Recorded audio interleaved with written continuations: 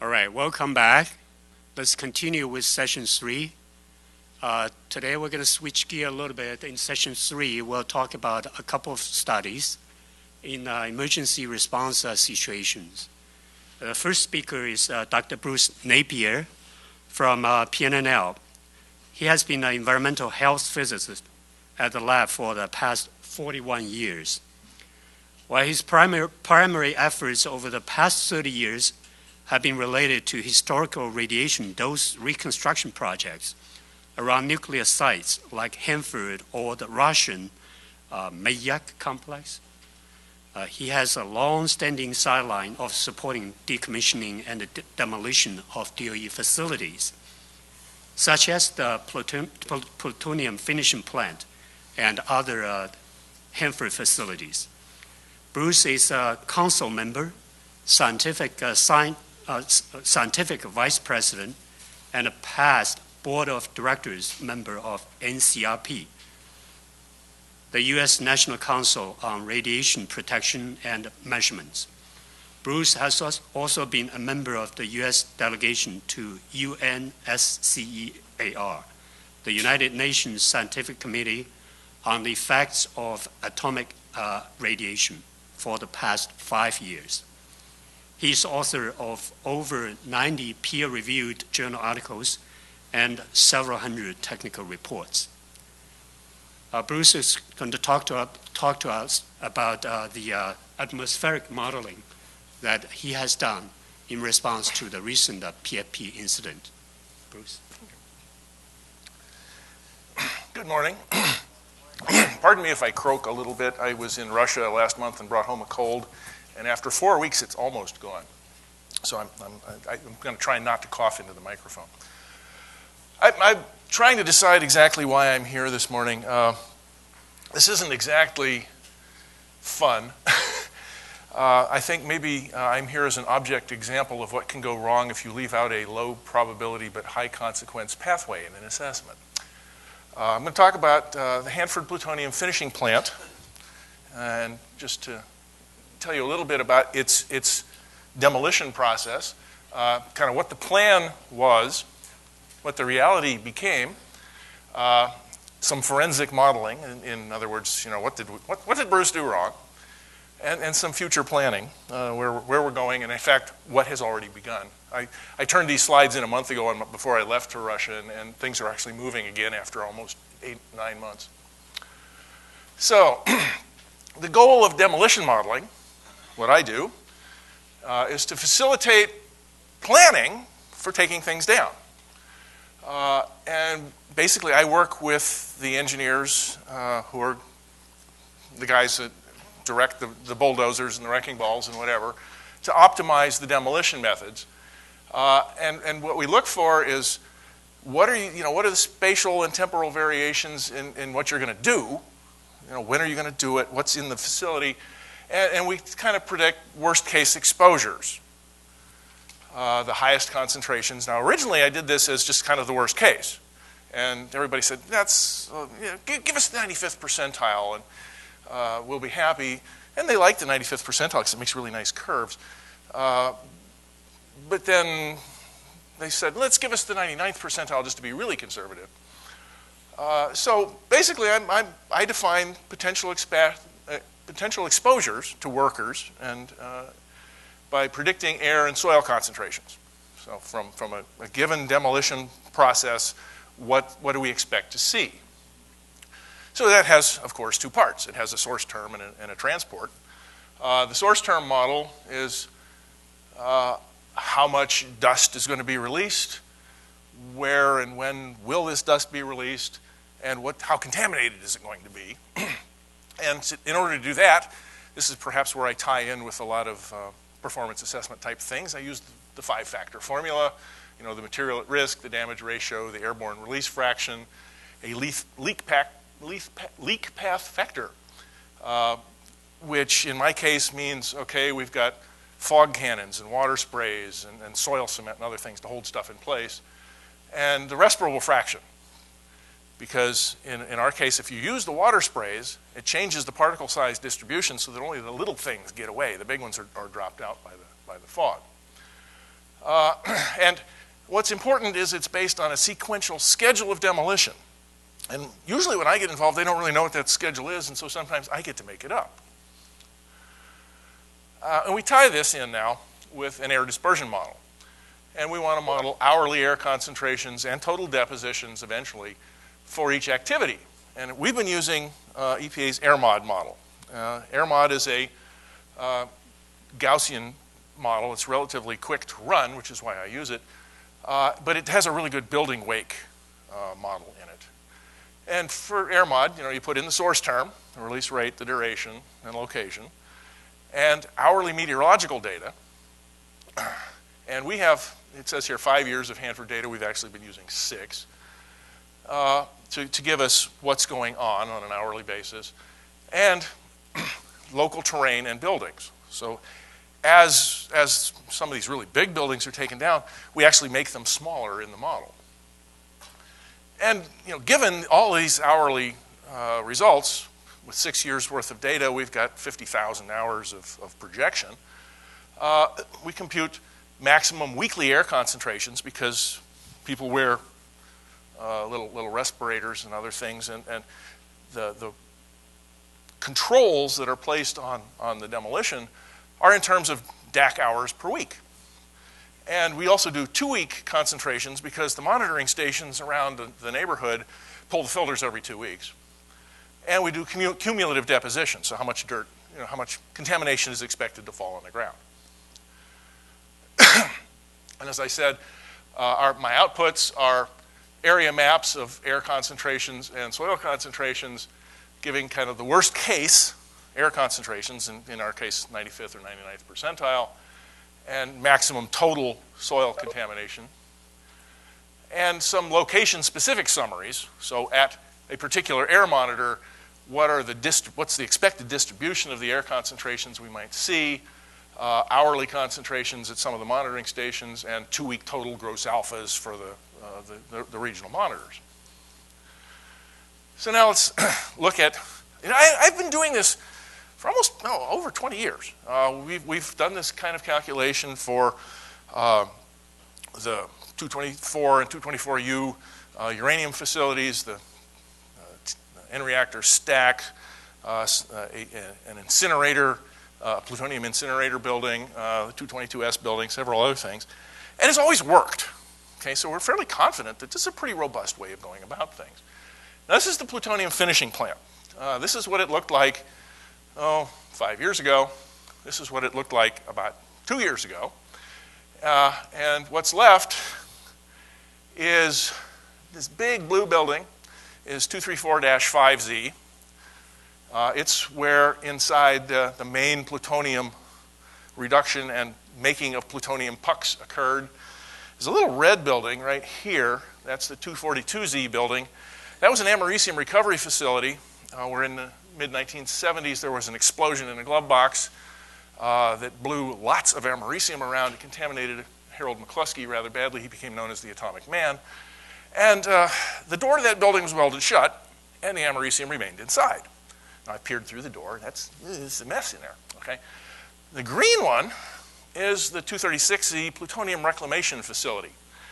PRF is where all of the scrap and waste and whatever else from -5 was taken and reduced to nitric acid, and all that waste material, the plutonium, was recovered and put back into the system. And in the back, there was a fan house and a stack. Now, people were concerned about -5 because there's lots of ducting and ventilation. It's got plutonium in it. There's lots and lots of americium in 242. PRF here has a big hot cell in the middle. And the hot cell was interesting because it had glove boxes on both sides on 2 floors, and the 2 floors were connected by piping on the inside, held on large metal racks called strongbacks, where they kept the critically safe pencil tanks. And these things were moved by a crane, and they had the Hanford jumpers on them, and they would leak occasionally. And so basically the walls of the cell in PRF were almost transuranic waste if you averaged them out. We started out thinking they might have been 50 nanocuries per gram over the tons and tons and tons of material. We got it down to 25 with a lot of cleanup. So the plan was that 236, this really quite contaminated facility, would be slowly dismantled, and basically a thin section of the walls and the ceiling would be taken down, kind of like slicing a loaf of bread. We'd go from one end to the other, tearing this building down, reaching inside, taking out the strong backs, packaging them up, because one strong back, there were 48 of them. Each strong back had up to 500 grams of plutonium associated with it. So these things were definitely transuranic waste. So we want to take those out carefully, package them up, send them to WIP, and kind of go along like that, slicing the building up. So that's the plan. That's what Bruce modeled. Okay, so here is Bruce's estimate of the releases in becquerels per day, with a big heap where the ceiling falls in. And here's our predictions at various locations. This is our atmospheric plot in DAC hours per week. And we said, okay, in the immediate vicinity, we're getting 12, which is the worker limit. Inside there, we're getting more than 12. You're going to have to wear respirators. And around the edges, okay, this is the fence line. This red line is the fence line around the building. We should be down around 1 DAC hour a week. And the total deposition from operating these facilities with, assuming sprays and mists and all that kind of stuff, would give us some deposition of, in D per M per 100 square centimeters, the limit being 20, that they wanted to keep everything below. We could keep things below 20 D per M per 100 square centimeters inside the fence, basically, which is what we were hoping would happen. So now let's talk about what really happened. This is the cell at 236Z. The rest of the building is gone. All that remains is this 3-story hot cell with about foot-thick concrete walls. Each of these little windows here is a penetration through the wall. This is where there was a glove box here, and 2 on the other side, where you'd reach in and do things, and then the pencil tanks would hang on the inside, the critically safe geometry recovery tanks. And you can just barely see in this picture there's some metal structures in there. Those are strong backs. Those are the things that basically they connect here and here and here and here. So they actually go between the floors with these piping connections. And you can see that they've just torn down one end of the building. And you can also see that in tearing down the building, they have a bunch of rubble. Bruce's plan was that, and what was simulated was, okay, we'd take this building down in slices, kind of like this, clean up the rubble, take it away, do it again. Now let's talk about what really happened. The operators at the site were basing their monitoring and their work plan and everything else kind of on my predictions. Now, my management told me I can't tell them what to do, but I can give them ideas. And so they were saying, okay, Bruce's model has worked really good up to this point. We've gotten rid of almost the entire building. We're down to the last piece. It's the most contaminated piece. And we haven't seen anything on our monitors that approaches Bruce's worst case predictions, so maybe he was being conservative. So here we are on the 15th of December of last year. You'll notice a couple of things. One, they're not tearing it down in slices like a loaf of bread. They got it open. They took out all the strong backs. They said, okay, that's 80% of the inventory. We're in good shape here. And then they got worried because they were afraid that the roof was unstable, so they knocked the roof down. And there's one thing that I object to in this picture, and that's all the rubble laying on the ground, because I didn't think it was going to be there. But they didn't come back and ask me about that. So in the modeling, this much of the wall, because there are, in the building, 237 grams of plutonium associated with the concrete. Now there's about 237 grams of plutonium still in the picture. They haven't taken it away. And the model said that this much wall would have taken at least a week to get rid of. Now I'm going to buzz through a couple of pictures here. You've got them in your book, just to show you what happened on the 15th of December. Each of these pictures is an hour apart. So here they are, starting work, got the fog cannons going, and over the course of the next several hours, they destroyed the entire building. Now, this is how it ended. This is the 15th of December. It's a Friday. Everybody declares victory and goes home after spraying fixative all over the material on the ground. Let's go back and look at this just a little bit more. I'm going to back up. And, okay, let's go all the way to the start. So we start here, and a couple hours later, we get most of the walls down, and they're getting in the way. And you see this guy here with the backhoe? An hour later, he has moved all this concrete 30 feet away from the building. And also on the other side, they do the same thing. This is about 200 grams of plutonium, and you're just pushing it around on the ground with a backhoe. That was not part of the plan, and it was a step that was omitted from the modeling. Okay. So, everybody goes home on Friday afternoon. They come back to work Monday. Sunday night, between Sunday night and Monday morning, we had a 99th percentile wind event, which is to say the wind exceeded 30 mile an hour average, probably 45 mile an hour gusts, out of the west, and it blew contamination around. What a surprise. Okay, and what we see is that this is the site. Okay, here's an aerial view. There's a little bit of -5 left. There's a vault. And this here, blue thing, was the hot cell, which was right here. So the only things that are left are the vault, the lurking hulk of -5, and basically a pile of rubble right here. And the wind blows. The wind blows from here to there at 30 to 45 miles an hour. And surprisingly enough, they come to work and they find contamination, little particles. And they actually went out later and did they sampled the particles. They brought them in. They did some electron microscopy. These are like 100-micron chunks of dirt. All right, they're pieces of the building, and they've been blown around out here, well beyond where Bruce said there should be. And some of these things are 10,000 D per M each. I mean, they're fairly hot particles. And so they said, okay, we're not going to do any work today. We're going to blow fixative all over this. And unfortunately, some of the workers' cars were parked right over here, and at the end of the day, a couple of the radiation monitor techs monitored their cars and said, oh, there's radon all over this car, and they drove them back into town. And when they came back the next day, they monitored their cars and went, oh, that radon didn't go away. That was plutonium. So we had an event. We had material transported off-site on cars. We had deposition. These trailers over here, some of them were occupied, so there were workers in there. And everything stopped.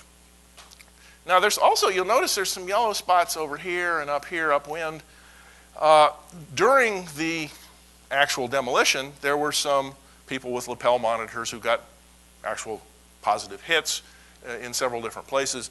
And so during the active demolition on that last day, there was transported material as well.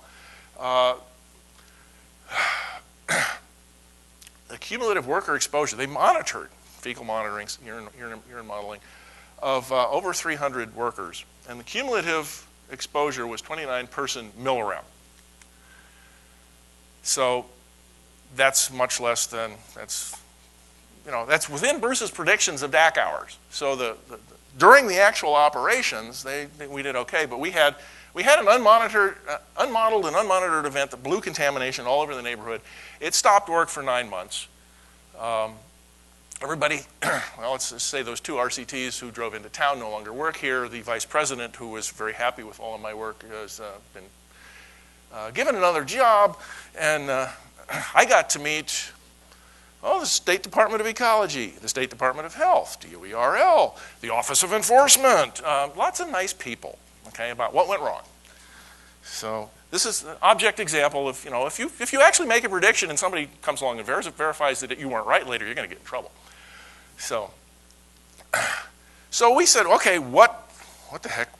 Other than the fact that they didn't do what they said they were going to and there was contamination all over the ground, what went wrong? Well, that's hard to say because, well, we hadn't modeled that particular source term. It's awfully hard to model resuspension because resuspension has a range of about 8 orders of magnitude. So I said, okay, what might have gone wrong?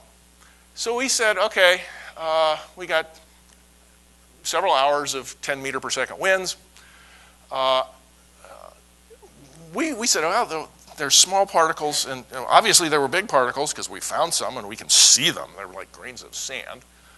So we did some forensic modeling. I did it with AirMod and with my own codes. And when we went to NARAC, the National Atmospheric, whatever NARAC stands for, down at Livermore, they used the Aeolus code, which is a particle in cell fluid dynamics type model, very realistic. But the reason I don't use it is that this particular simulation here took like 10 hours. And if I was doing that for 85,000 hours worth of metadata, I couldn't possibly get done. So we said, okay, well, let's take what we think might have been sort of an upper bound of 10 micron particles and see where they went. And if we did that, they all blew away. So we said, well, let's take the same amount of 100 micron particles and see where they would, where would they deposit. And using Aeolus with 100 micron particles, we got a footprint that looks like this. And the reason all these little hot spots and things is because there's trailers in here and the wind is swirling around in there leaving dead spots. And so there are preferential areas behind these buildings where things would deposit. And surprisingly enough, the furthest away we found any hot particles was out here. So there was a fairly substantial release of pretty big particles, and they deposited pretty much where we would predict they would have gone. Now, Aeolus is a really good code, but it provides total deposition. It doesn't do individual hot particles, even though by definition it's a particle in cell model. But nobody does hot particles. You cannot predict individual particles. You never know where they're going to go. But there could have been hot particles out there by theory, and by God, they were out there by practice as well. So, what do we do about this, besides taking 9 months and spending a lot of money? Well, you have meetings. The first thing you do is you have meetings. You have meetings with the new contractor management. This happened at the same time that CHPRC, the Plateau Remediation Company, was sold to Jacobs Engineering, and so the Jacobs Engineering people were very interested in this. We got to meet the Department of Energy, as I said, ecology, health, EPA, workers and union representatives. They sent their own reviewers in to see what Bruce was doing and how Bruce modeled resuspension and other things, and they decided, well, that's about right. We don't see anything wrong with it. It was a bad day. And we've done some new modeling. We used the current conditions with some revised activities because they plan to do it a little more slowly and a little more carefully and not leave stuff on the ground anymore. And we've added more resuspension sources. I wasn't modeling resuspension before because I didn't think there was going to be anything on the ground overnight. So this is an omitted pathway. New work plans, it says here, are under development, have been developed. And this bothers me a little bit because I'm over here, I'm the consultant, I'm doing science. And they're developing work plans to protect the assumptions that I have made. So I have to tell them what the assumptions are, and then they have to abide by them so that there won't be any surprises. So now if it fails, it is my fault. And this is the current conditions. Okay, so here's the aerial view. This is -5. This is where PRF used to be. PRF now looks like this. It's under up to 6 feet of dirt. So now how do we get rid of 237 grams of plutonium rubble under 6 feet of dirt? Well, the plan now is to utterly saturate this with water and fixative, and then work on a small area at a time, scooping it out. So we're not doing any more crushing and falling, which is, in my models, the worst case.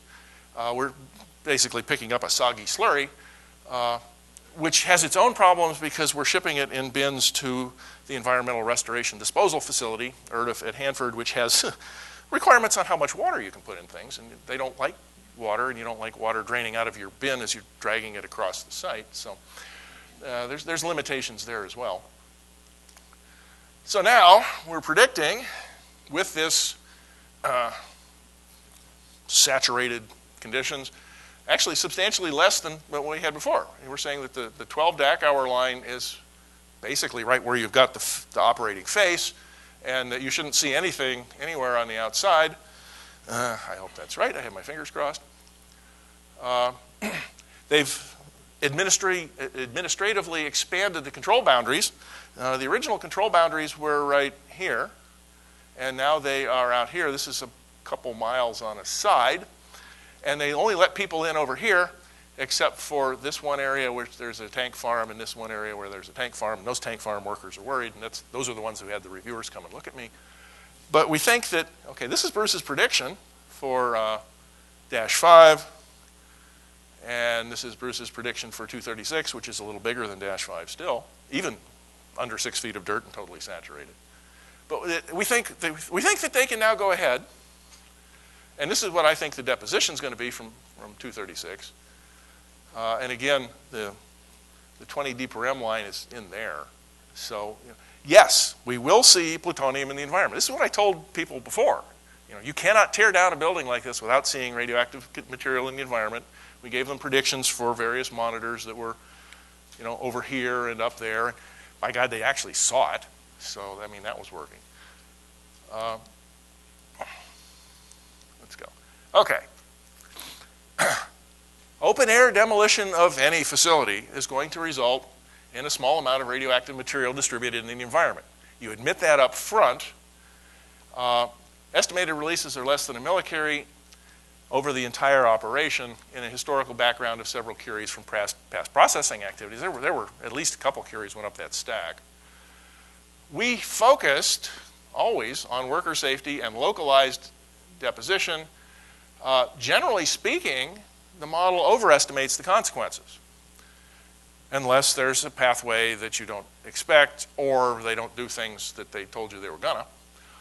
We do think we can finish cleanup in the current regulations, and the modeling assumptions are bounding if the dash 5, they do it in less than about a month, and at 236 they do it in more than about a month, and you make fairly steady progress. Don't do it all at once.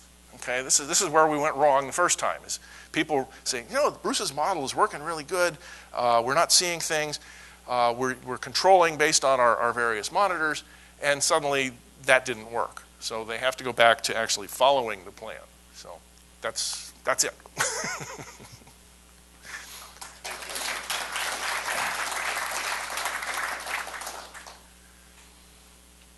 Yes, indeed. You're modeling things, so it's very circular pattern, do you consider that there's a very ambient or no air flowing, and what's your assumptions? No, what you're seeing in those circular patterns is that we've done the same thing every day for 6 years and used the actual weather from 6 past years. And some years it blows this way, some days. So if you do it on Monday, the wind blows this way. If you do it on Tuesday, the wind blows that way. You take all of those results and you take out the 95th or 99th percentile and say, and that makes a fairly smooth pattern. But those are the worst that you are going to expect to see in any direction at any time under any meteorological conditions. That's what we're trying to do. But right now, I think Department of Health as well as Ecology and you are seeing there is a flow because of the wind going from west to east all the way to Columbia River with a decreasing pattern and those kind of things. No, yeah. and that's actually incorporated in those models. What's interesting is that I've always, I focused on worker safety. And for workers, a low, stable wind speed where the material doesn't blow away very fast actually gives you the highest air concentration. This day when the wind was blowing 30 miles an hour, there was no air concentration, but it spread stuff all over. Any other questions for Bruce? We don't have a panel session after this couple talks, so this is your opportunity. I thought to protect the assumptions was a pretty good idea. You didn't like it. Anyucca, I do like it. It's just that it makes me nervous because now they are my assumptions. They're not CHP's assumptions anymore. Yeah, but I'd look at it, as everybody agrees to the assumptions. It's the project assumptions. And yeah. We had on Yucca, every model report had a chapter on assumptions. I just, it seems like every one of my reports, and we're up to, we did a series of reports, and we went from the original report to Rev 5, and now we're on the second set of reports, and we're up to Rev 2. And every one of those has an appendix in the back with all the assumptions in it. Good idea. Now people have to pay attention to it. Yeah, and that's kind of what happened, is that basically what's changed is instead of controlling the demolition based on what you're seeing in the monitors, you control the demolition in what you think, in what you said the plan was going to be. So you're no longer kind of going outside the bounds of the original plan. And I have a follow on that. It's very interesting. I wondered, could you have put something in your report, to be more firm about these are the constraints associated with this, and if you go outside of that, these aren't valid anymore. They're in there now. There's some sort of caveat to say, hey, this is modeling and this is a high percentile, but there's other things you could do, like you ended up doing, that could make this bad. Yeah, so. and the problem was, it was a planning document. Can we tear this building down safely? And the answer was yes, and here's what we assumed you would do. And then as they went along and changed the plan kind of at a low level without actually working it up through the system with reviews, that's where it went bad. And now they're basically forbidden from doing that. So when they left rubble out overnight, was that contrary to their work plan? It was contrary to what my assumptions were. Let's put it that way. The work plan evolved. There were parts of it that were well written and later kind of got penciled out and revised, literally handwritten revisions in the work plan. And a number of that came out in the various forensic analyses afterwards. One last one. Yeah, I think the point is that for all assumptions, there's need to be a dialogue between the modelers and the assessment group and the actual operators. I mean, we've seen that at various sites where, hey, we think the modelers think we can do it this way, and other people say, yeah, maybe, or to explain to them why you need the precision you need. Yeah, and that has happened. I've learned an awful lot about decommissioning in the last year. I've been doing this for 20 years, and I've discovered that they were doing things that I never knew about, and I now incorporate those. And I've had many hours of meetings now with the actual workers themselves as to what it is we assumed and why they don't want to not do that. So it's been a learning experience on both sides. Yeah, indeed. I think it's certainly generated a lot of interest. I think this may be the first talk that we're seeing a model comparing to the performance. So very interesting. Thank you for the contribution, Bruce. Let's continue with the program.